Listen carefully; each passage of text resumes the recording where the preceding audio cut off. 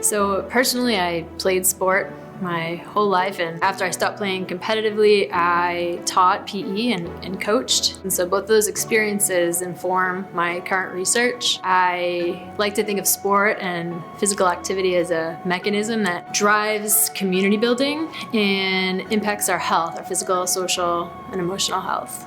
So this particular study that I'm focusing on is really amazing work because it occurs in a school setting, so it brings in some of my past experience working with schools as a teacher. And this school district has an innovative model. We call it the comprehensive sport-centric approach. And so in school, students are participating every day in workouts that are sports-based, performance-enhancing, and every student also participates in after-school sports. So we started off as a multi-phase research project. We interviewed initially students, parents, teachers, just to learn more about the model.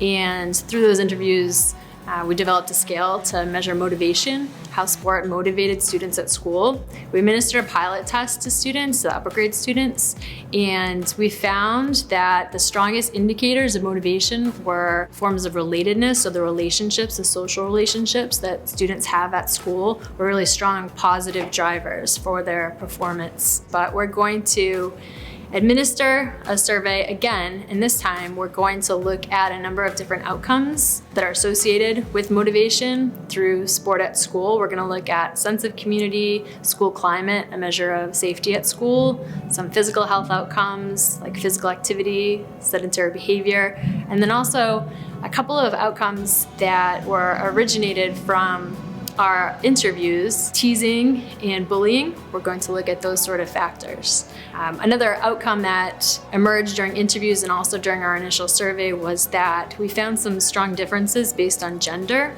In general, girls were much less motivated to participate in sport. They felt more pressure. They felt like they didn't have a choice. They didn't report feeling as connected as the boys.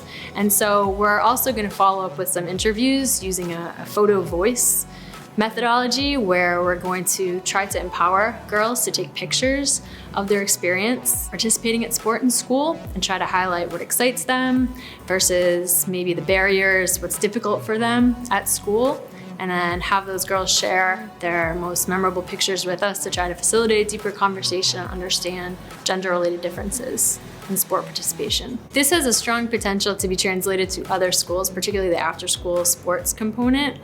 We know that participation in youth sports is declining, and also it can be very difficult for certain underprivileged families and students. And at this school, in the school model, every single student plays regardless of their family's income. It's incorporated into the school day, so a lot of barriers related to transportation that exist in other settings aren't there because the kids are already at school, they're already present, and so they can just continue on, expand, and get an opportunity to participate in sport.